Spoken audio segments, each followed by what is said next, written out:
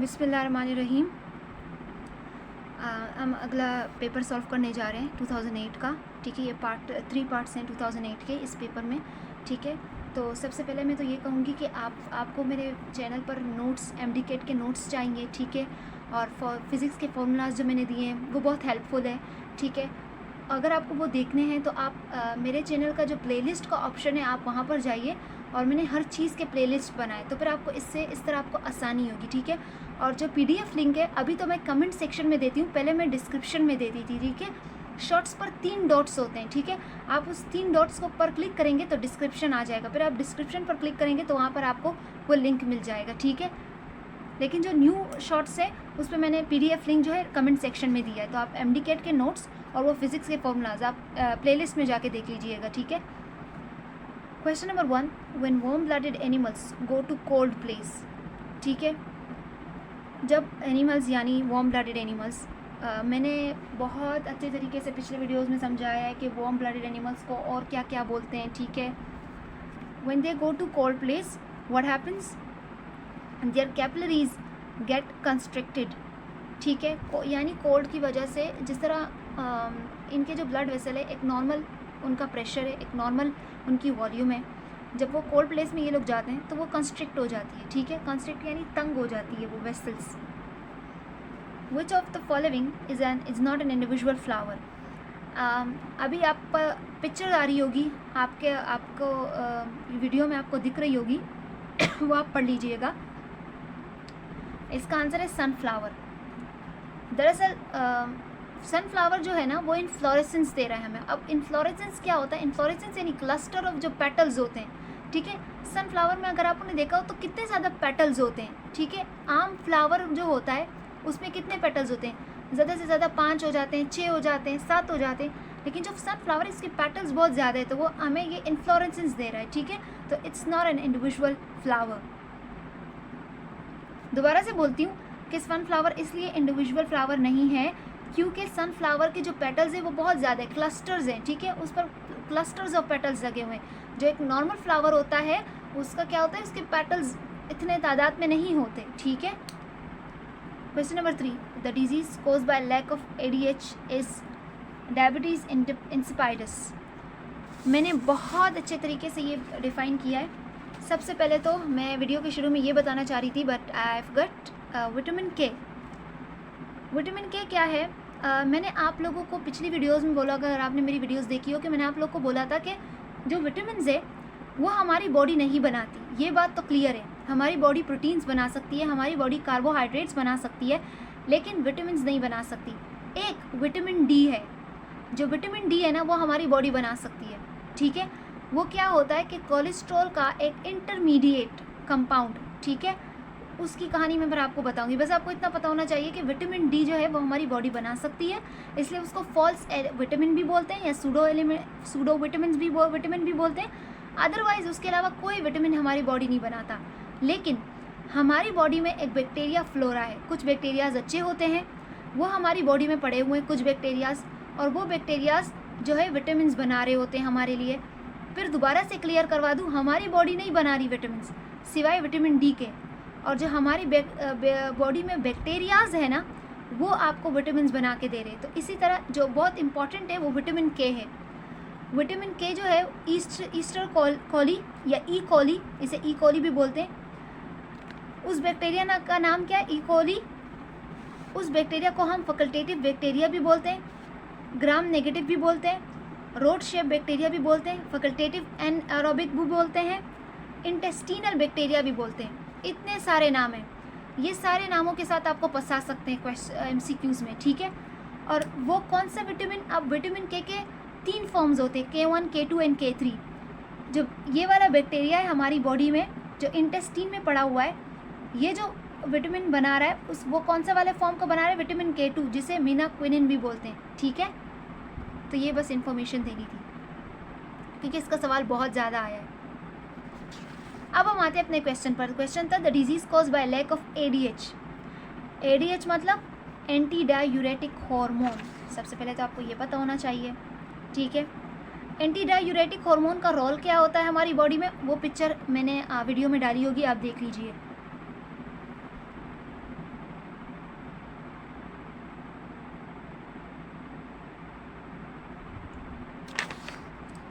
अब हम आते हैं डायबिटीज़ पर। डायबिटीज़ यहाँ पे लिखा हुआ है, जो ADH की लैक की वजह से जो डिजीज़ हो रही है वो डायबिटिक इंसिपाइडस है। तो मुझे ये ज़िंदगी यानी जब तक मैं 9 और 10 और 12 11 12 में थी, मुझे ये कन्फ्यूजन थी। So let me make it clear that कि डायबिटीज़ जो है ना, असल में हमारे कॉन्सेप्ट गलत बने हुए हैं कि डायबिटीज़ है तो ग्लूकोज का लेवल ही ख़राब होगा। ऐसे होता है, लेकिन ये जो डायबिटिक वर्ड है ये आया है ग्रीक से, ठीक है। इस डायबिटीज़ वर्ड का मतलब है एक्सेसिव यूरिनेशन। क्या मतलब है? Excessive urination. डायबिटीज़ आपको कोई सी भी हो, मेलाइटस हो या इंसिपाइडस हो, दोनों में एक सिम्टम कॉमन होगा, और वो सिम्टम क्या होगा? एक्सेसिव यूरिनेशन होगी। क्लियर हो गया? अब डायबिटीज़ दो किस्म की है, एक मेलाइटस और एक इंसिपाइडस। मेलाइटस जो है उसमें क्या होता है? Due to deficiency of insulin, आपको इंसुलिन की डिफिशियंसी हो सकती है। क्या चीज़ अफेक्ट होती है? ब्लड शुगर लेवल अफेक्ट होता है। नो किडनी प्रॉब्लम, इसमें कोई किडनी का प्रॉब्लम नहीं होता, ठीक है। हाँ, अगर आगे ज़्यादा आपको मेलाइटस हो गया है और बहुत ज़्यादा हो गया, यानी डायबिटीज़ मेलाइटस आपको बहुत सालों से, तो आगे जाकर आपको किडनी के प्रॉब्लम्स हो सकते हैं। अब जो डायबिटीज़ मेलाइटस है वो दो किस्म के होते हैं, टाइप 1 एंड टाइप 2, जिसको बहुत अच्छे तरीके से बताया गया है सिंध बोर्ड में, ठीक है।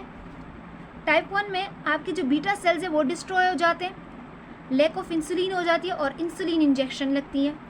टाइप 2 में लेवल ऑफ इंसुलिन नॉर्मल होता है, कॉमन टाइप है ये वाली, लेकिन target cell lose insulin receptors. अब ये मैं आपको आगे समझा दूंगी ये वाली कहानी, पहले मैं आपको सिर्फ टाइप्स बता दूँ। डायबिटीज़ इंसिपाइडस क्या है?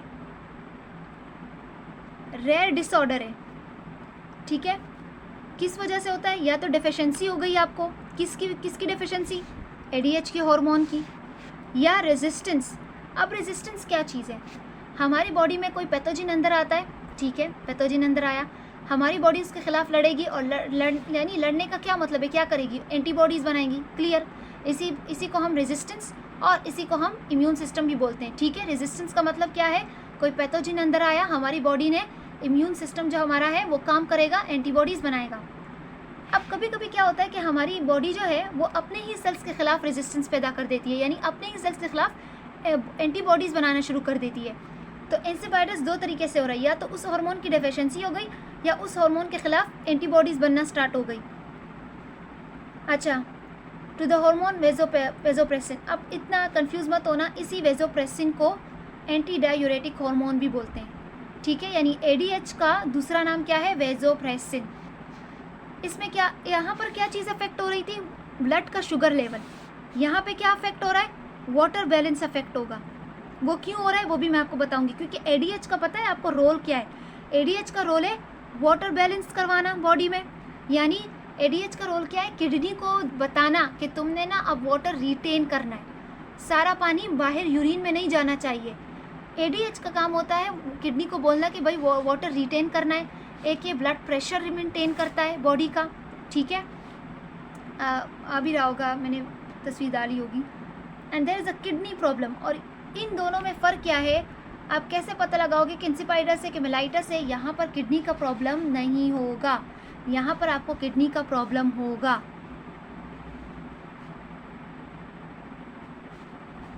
इसके मैं लास्ट में पिक्चर भी दे दूँगी, इतना कंफ्यूज मत होइएगा। अब मैं आपको बताती हूँ बीटा सेल, जो भी आपको कहानी समझ नहीं आ रही। एक तो आपको पता होना चाहिए कि ब्लड का ग्लूकोज लेवल कम हुआ। क्लियर? क्या हुआ? ब्लड का ग्लूकोज लेवल कम हो गया, ब्लड ग्लूकोज लेवल कम हो गया। अब ये स्टिमुलेशन है।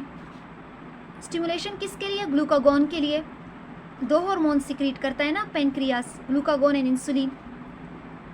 पहले मैं आपको ये क्लियर करवा दूँ भाई, ये पेनक्रियाज है, ठीक है। पेनक्रियाज पर होते हैं आइसलेट्स ऑफ लेंगरहैन। क्लियर? ये पैचेस के फॉर्म में होता है। पैचेस को तो आपको पता होना चाहिए, ठीक है। ये सब पैचेस पड़े होते हैं पेनक्रियास पर। इस आइसलेट्स ऑफ लैंगरहैंस के पास है beta cell and alpha cell. पिछली वीडियोस में मैंने ट्रिक भी बताई थी इसको याद करने की। बीटा सेल सिक्रीट करता है इंसुलिन, ठीक है, और अल्फा सेल सिक्रीट करता है ग्लूकागोन, ठीक है, क्लियर हो गया। और इसी को हम एंडोक्राइन ग्लैंड भी बोलते हैं, इस आइसलेट्स ऑफ लैंगरहैंस को, ठीक है, क्योंकि इसी के पास 2 सेल्स हैं और इसी से हार्मोन्स रिलीज हो रहे हैं। ये कहानी आपको समझ आ गई। पेनक्रियाज है, पेनक्रियाज के पास आइसलेट्स ऑफ लैंगरहैंस है, आइसलेट्स ऑफ लैंगरहैंस के पास 2 सेल्स हैं और एक सेल से इंसुलिन निकल रहा है, एक सेल से ग्लूकागोन। अब ये कब सिक्रीट होते हैं? अभी तो सिक्रीट नहीं होंगे ना कि हर दिन इंसुलिन और ग्लूकागोन सिक्रीट हो रहा है।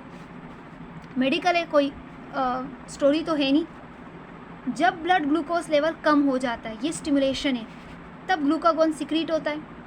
ग्लूकागोन जब सिक्रीट होता है तो जो ग्लाइकोजिन है, जब ग्लूकागोन सिक्रीट होता है तो ग्लूकागोन जाता है लिवर के पास, ठीक है, और लिवर के पास जाकर वो क्या करता है, glucagon amino acids are converted into glucose, ठीक है, समझ में आ गया। यहाँ पे जो बोल रहे हैं ना, target cells lose insulin receptor.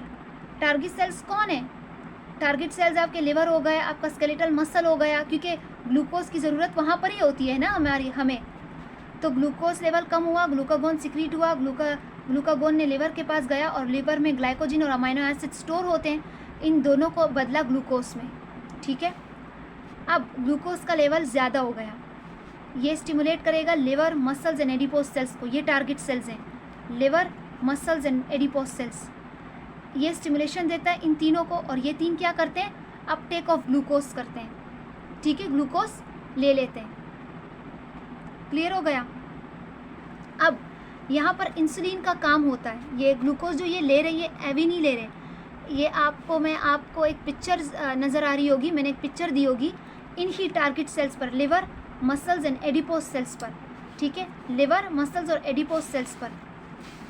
For example ये लिवर है, लिवर पर होता है इंसुलिन रिसेप्टर, ठीक है, इंसुलिन रिसेप्टर।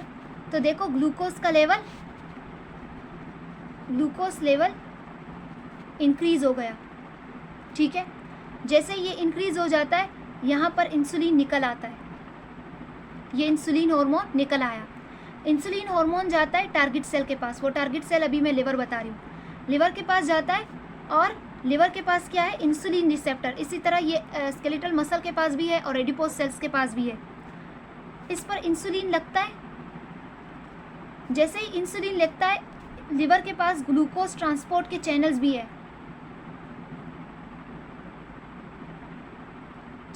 ठीक है। तो जैसे ही ये इंसुलिन रिसेप्टर के पास लगता है ग्लूकोज, जैसे ही इंसुलिन रिसेप्टर के पास लगता है, ये ग्लूकोज ट्रांसपोर्टर खुल जाते हैं और ग्लूकोज अंदर आना स्टार्ट हो जाता है, और ग्लूकोज क्या हो जाता है, स्टोर होना स्टार्ट हो जाता है, ठीक है। जब कम हुआ, जब लेवल डिक्रीज़ हुआ, मैं बार बार इसलिए बता रही हूँ क्योंकि बच्चों को समझ नहीं आती। अगर आपको समझ आ गई है तो आप वीडियो आगे कर सकते हैं। ग्लूकोज लेवल इंक्रीज़ हुआ, जब ग्लूकोज का लेवल कम हुआ तो क्या हुआ, हमें पता है ना, लिवर के पास ग्लाइकोजिन और अमाइनो एसिड होगा, उसी को हमने निकाल कर ग्लूकोज बना लिया। जब ग्लूकोज का लेवल ज़्यादा हो गया, हम ग्लूकोज को ले गए वापस लिवर में स्टोर होने के लिए। क्लियर है? अगर आपको क्लियर ना हो तो आपने कमेंट सेक्शन में लिख देना, मैं इसकी वीडियो बना लूँगी दोबारा से।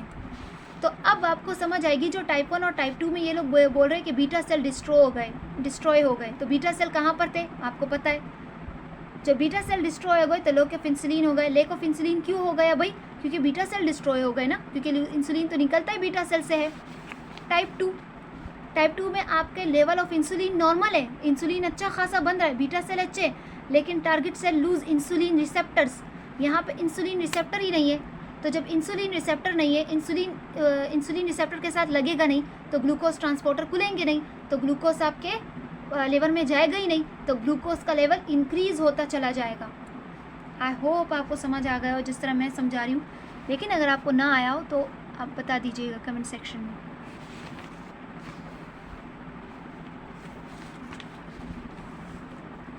अब हम आते हैं question number 4। The development of an egg without fertilization is called parthenogenesis. बहुत ईजी है। टर्जेंट मूवमेंट्स आर रिवर्सिबल होते हैं, याद करने की चीज़ें। ये सवाल तो बहुत बार आया। Increase in the diameter of an oak tree it's due to cambium. The most abundant component of a living cell is, भाई अबंडेंट कंपोनेंट सबसे पहले वाटर, अगर वाटर ना होता तो फिर प्रोटीन, प्रोटीन के बाद lipids and then carbohydrates. Living cell की बात कर रहे हैं, सॉरी मैं सेल मेम्ब्रेन में चली गई। सबसे पहला कंपोनेंट कौन सा अबंडेंट है? वाटर, फिर प्रोटीन, फिर कार्ब्स, फिर लिपिड्स, ठीक है। Nuclei disappear during diakinesis. मैं आपको ना वो समझाऊंगी माइटोसिस और मियोसिस की अलहदा इंशाल्लाह वीडियो बनाऊंगी, इंशाल्लाह क्योंकि टाइम खुद भी नहीं है मेरे पास, पढ़ना पड़ता है, ठीक है। आपको मैं माइटोसिस और मियोसिस पढ़ाऊंगी, आपको याद हो जाएगा इंशाल्लाह। Which of the following have no digestive canal? Taenia, ये इन किंगडम एनिमालिया है। In the dark reaction of photosynthesis, carbon dioxide first combined with a phosphoenol pyruvic acid to form oxaloacetic acid. ये बहुत easy है क्योंकि आपको ये cycle तो आपको याद करने ही पड़ेंगे। Which one of the following areas of biological study could produce evidence to prove conclusively that two organism belongs to the same species? Genetics. Genetics से हमें पता लगता है कि सारे ऑर्गेनिज्म, जो दो ऑर्गेनिज्म है, belong to the same species, ठीक है। DNA. Kingdom Monera includes all of the following except, Monera को प्रोकार्योटाइप भी बोलते हैं और इसमें फंजाई इंक्लूडेड नहीं है। देखो वायरस की तरफ तो जाना ही नहीं है, वायरस ऑर्गेनिज्म ही नहीं है, इसलिए इसका कोई किंगडम ही नहीं है। पहली बात, क्या बात? वायरस ऑर्गेनिज्म ही नहीं है, ठीक है, लिविंग नहीं है वायरस। हाँ कुछ प्रूफ्स हैं कि ये लिविंग है, नॉन लिविंग है, दोनों के प्रूफ्स है, लेकिन ऑर्गेनिज्म नहीं है वायरस। तो वायरस तो ऑर्गेनिज्म नहीं है, अगर वायरस ऑर्गेनिज्म नहीं है तो उसका कोई किंगडम नहीं है, तो ये ऑप्शन तो बनता ही नहीं है, बनता है ये तीन ऑप्शन। अब बैक्टीरिया भी आता है, ब्लू ग्रीन एल्जाई भी आता है मोनिरा में, फंजाई नहीं आता। The following is true about nostoc except it's a parasite, it is not true. मैंने नोस्टॉक को बहुत अच्छे तरीके से डिफाइन किया पिछले वीडियोज़ में, अगर आपने वो देखी हो तो then this question will be easy for you. Regarding Ulva, ये भी मैंने बताया है, ठीक है। The gametes are biflagellate. Egg of frog show upper pigmented animal pole, ठीक है, और ये अपर पिगमेंटेड एनिमल पोल, ये तो अभी इस तरह का क्वेश्चन आया है, ठीक है। पिछले वीडियोस में इनको पूरे एक टर्म्स दिए हुए थे, पॉलीस्थीलल, लेसिथीलल, ठीक है, वो पूरे टर्म्स दिए थे, वो भी मैंने बताया कि कौन से टर्म में अपर पिगमेंटेड से पोल्स पिगमेंटेड होता है। आप शुरू से करोगे ना तो अगले के पेपर्स आपको बहुत आसान हो जाएंगे आगे के। Endoderm give rise to all of the following, ये क्वेश्चन भी आया था पिछले वीडियोस में, और मैंने इंडोडर्म, मीजोडर्म, एक्टोडर्म सबकी ट्रिक्स भी बताई थी, ठीक है। ये तीनों चीज़ें इंडोडर्म से बना है, नर्वस सिस्टम इंडोडर्म से नहीं बना, नर्वस सिस्टम आपके एक्टोडर्म से बना है। For a guinea pig, black coat is dominant over white coat. If do guinea pig mate and produce 75 offspring with black coat and 25 white, which codes the genotypes of the present were most like, okay मैं आपको बताती हूँ क्या बोल रहे हैं कि black coat है, they mate with a white coat, ठीक है। If two genuine pigs mate and एक है ब्लैक, ऐसे पढ़ा करो सवाल, एक ब्लैक कोट वाला है और एक वाइट कोट वाला है, इन दोनों की मेटिंग की और 75 offsprings with black coat and 25 with white coat. तो अब जीनोटाइप बताओ, इन दोनों का जीनोटाइप आपसे पूछ रहे हैं, जो पेरेंट्स हैं उनके जीनोटाइप्स पूछ रहे हैं। अब आप बच्चों को देखो तो कुछ 75% क्या है, 75 कितने ब्लैक कोट और 25% वाइट है, तो इसका मतलब दोनों के पास वाइट का जीन था, ठीक है, दोनों के पास वाइट का जीन था, तभी वाइट कलर आया है। क्योंकि वाइट कलर जो है वो क्या है, वो रिसेसिव है, वो तब वाइट कलर तब आता है जब दो जीन्स आएंगे वाइट के, तो यानी दोनों के पास थे। Regarding cells ultra structure, Golgi, ये ऑप्शन गलत लगा है, सही है। Regarding ultra cellular structure, Golgi bodies give rise to lysosome, और ऑप्शन क्यों गलत है? Rough endoplasmic reticulum give rise to lysosome, गलत बात है। Rough endoplasmic reticulum protein synthesize करवाता है। Microfilaments are responsible for intracellular support, ये भी सही है, the cell wall is impermeable, ये भी सही है। इसमें अच्छा सॉरी इसमें आंसर ये है, ठीक है, आंसर ये, यानी हमें गलत ऑप्शन बताना है।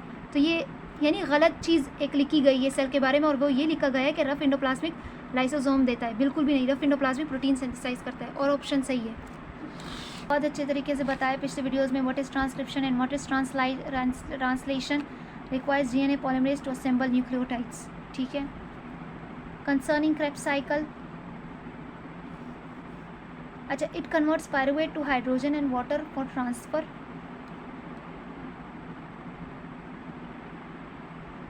नहीं भाई, it doesn't converts hydrogen and water for converts pyruvate to hydrogen and water for transfer.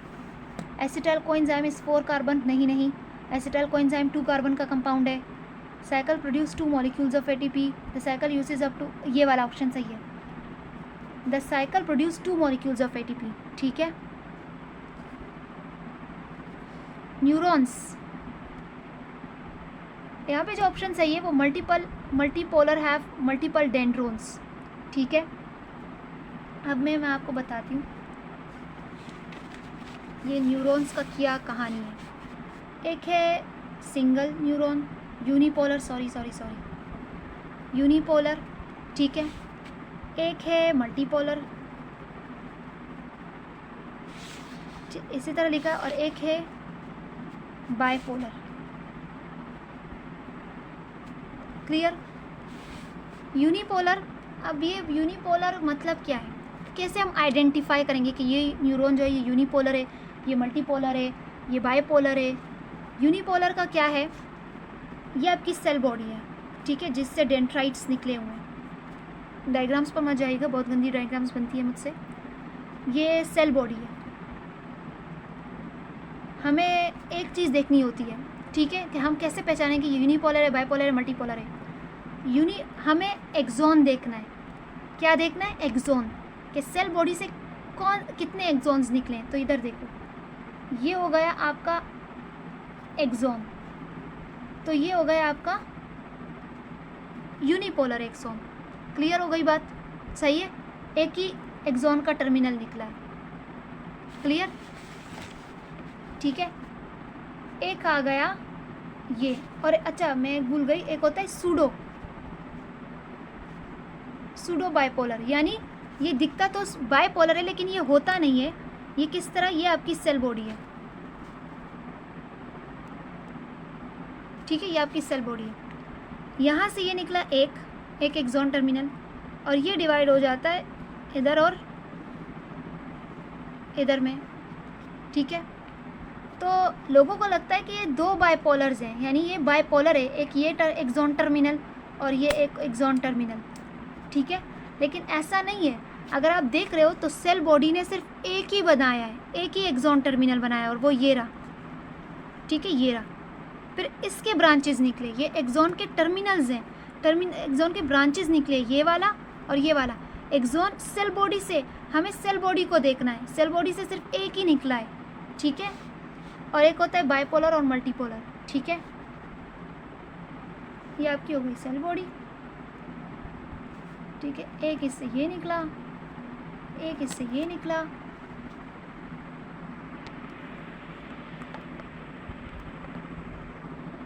अभी आपको पिक्चर सही आपको समझ ना भी आ रही हो तो मैंने पिक्चर्स में दे दूंगी, ठीक है, आपने वो नहीं लेना, टेंशन नहीं लेनी।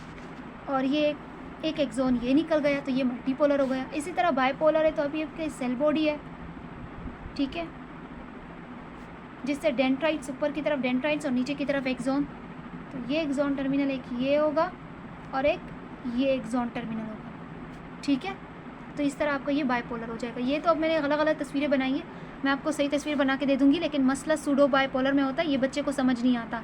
तो दोबारा से बना देती हूँ सूडो बाइपोलर, कि ये आपकी सेल बॉडी है, ठीक है, सेल बॉडी से ये निकला आपका एक्सॉन, ये आपका एक्सॉन निकला, और ये एक्सॉन डिवाइड हुआ ब्रांचेस में, ठीक है। बच्चे को क्या लगता है ये एक्सॉन एक ये है और एक ये एक्सॉन, नहीं, सेल बॉडी से क्या निकला है, सिर्फ एक ही एक्सॉन निकला है, ये ब्रांचेस हैं, तो unipolar types are not found in invertebrates, ये कहाँ कहाँ पर होते हैं इसके पिक्चर भी मैं आपको दे दूँगी। सूडोपोलर हैव 2 सेल बॉडीज़, गलत बात है भाई, ये एक ही सेल बॉडी होती है। बाइपोलर हैव 2 सेल बॉडीज़, गलत, सेल बॉडी एक ही होगी। ये जो बाइपोलर, यूनिपोलर, मल्टीपोलर बोल रहे हैं हम, ये एक्सॉन्स को बोल रहे हैं कि भाई एक्सॉन्स इतने हो रहे हैं, ठीक है। मल्टीपोलर हैव मल्टीपल डेंड्रोन्स, ये सही है। The heart beat slow by the parasympathetic nervous system, सही है, स्लो हो सकता है। Which of the following in the mammalian ovary produce estrogen? Graafian follicle. Graafian follicle को बोलते हैं टेम्पररी ग्लैंड। क्या बोलते हैं? Temporary gland. क्यों बोलते हैं? क्योंकि इसके पास एस्ट्रोजन के अलावा और भी चीज़ें होती है, ठीक है, और ये ग्राफियन फॉलिकल वो सिक्रीट करता है। अब ग्राफियन फॉलिकल क्या है? ग्राफियन फॉलिकल कुछ भी नहीं है, oocyte होता है, ठीक है। फीमेल में क्या होता है? oocyte, जिस फीमेल का गैमेट होता है उसे हम oocyte बोलते हैं, ठीक है। अब अल्लाह ताला ने क्या किया हुआ है, अब ये oocyte है, बच्चे को इतना मुश्किल होता है ग्राफियन फॉलिकल ही समझ नहीं आती। ये oocyte है। oocyte क्या है? फीमेल गैमेट, जिसे हम एग भी बोलते हैं। ये बहुत इंपॉर्टेंट चीज़ है। oocyte क्या है? बहुत इंपॉर्टेंट है, और ये स्पर्म की तरह बहुत ज़्यादा बनता भी नहीं है, ठीक है, हर वक्त नहीं बनता, ठीक है, बहुत ज़्यादा तादाद में भी नहीं बनता, ठीक है। तो ये बहुत कम बनते हैं, इतने आसानी से बनते नहीं हैं, ठीक है, बहुत कम बनते हैं, आसानी से बनते हैं लेकिन बहुत कम बनते हैं, ठीक है। और आपको पता है ना कि एक जो हमारी गैमेट होता है वो जो है 3 पोलर बॉडीज़ बनाता है और एक oocyte बनाता है, जबकि स्पर्म में क्या होता है कि 4 स्पर्म ही बनते हैं। इसलिए तो अल्लाह ताला ने क्या किया कि oocyte को महफूज करने के लिए सेल्स बनाए, ठीक है। ग्राफियन फॉलिकल, ये क्या है आपके पास? ग्राफियन फॉलिकल, और इस ग्राफियन फॉलिकल में oocyte को रखा है, ठीक है। तो क्या हो गया, जैसे डब्बा हम किसी को गिफ्ट देते हैं तो हम चाहते हैं कि ये महफूज तरीके से मिल जाए, तो हम उस गिफ्ट को डब्बे में डाल देते हैं। तो आप समझो वो गिफ्ट जो है वो oocyte है और वो डब्बा क्या है? ग्राफियन फॉलिकल है। क्लियर? ग्राफियन फॉलिकल सेल से ही बना है, ठीक है। जब इससे oocyte निकल जाता है तो ये ग्राफियन फॉलिकल एक ग्लैंड की तरह काम करता है। इसमें एस्ट्रोजन होता है, इसमें बहुत सारी चीज़ें होती हैं, ठीक है, एस्ट्रोजन के अलावा। Question number 24, if a woman carrying the trait for colour blindness marries a colour blind man, that are the chances that they will have a colour blind cell 50%। ये मैंने बहुत अच्छे तरीके से समझाया है पीछे, ठीक है। आप टेबल भी बना सकते हो, तब भी आपको पता लग जाएगा कि सन कितने चांस है सन का, ठीक है। वो पीछे मैंने बताया है। एलमंड इज़ अ ड्रूप, मैं आपको ड्रूप की पिक्चर दे दूँगी। पिक्चर मैं अभी ऐसा करती हूँ कि सारे पिक्चर्स लास्ट में डालती हूँ, ठीक है। तो अगर आप वीडियो देख रहे हो और आपको लग रहा हो कि अब मुझे पिक्चर देखनी है तो आप लास्ट में जाकर वीडियो देख सकते हैं, ठीक है। मैं लास्ट में ही सारे पिक्चर डालती हूँ। तो ड्रूप सही है, आपको समझ आएगा ड्रूप कौन से प्लांट्स को हम बोलते हैं, जिसमें आपका जो सीड होता है, ठीक है, सीड होता है आपके प्लांट में, सेंटर में सीड होता है। एलमंड में सीड नहीं होता, लेकिन एलमंड को भी ड्रूप में डाला गया है, ठीक है। तो अगर किसी बच्चे ने ड्रूप के बारे में पढ़ा भी हो, ड्रूप ऐसे प्लांट्स को बोलते हैं जिसके फ्रूट में सेंटर में सीड होता है, तो वो कहेगा कि भाई प्लांट में तो सीड ही नहीं होता, तो ये एक्सेप्शन है। यही तो MD-CAT में देते हैं ये लोग, बच्चे को कंफ्यूज करने के लिए। Plasmodium is a parasite. Structure of insulin was studied by Sengar, ये पहले भी ये क्वेश्चन आ चुका है। Third centre is found in hypothalamus, और मैं बहुत अच्छा ये पीछे वीडियोस में कुछ और से भी इसके रिलेटेड कुछ सवाल आए थे और मैंने बताए भी थे। The closest relative of lobster is grasshopper obviously. Which of the following are true, ये ग्लूकोज माल्टोज बनाएगा, ये मैंने बहुत पिछले वीडियोस में पूरा बताया है, ठीक है, तो आप वहाँ से देख लीजिएगा। अल्लाह हाफिज़। प्लीज़ सब्सक्राइब कीजिए, शेयर कीजिए, अब जो भी आप फ्रेंड्स जानते हैं उन्हें बताइए, क्योंकि Dow grade book is really important for MD-CAT for Sindh students, ठीक है, जो सिंध में दे रहे हैं उनके लिए बहुत ज़रूरी है MD-CAT। तो प्लीज़ शेयर कीजिए और सब्सक्राइब कीजिए, क्योंकि बहुत मेहनत लगती है और अपना भी पढ़ना होता है। अल्लाह हाफिज़।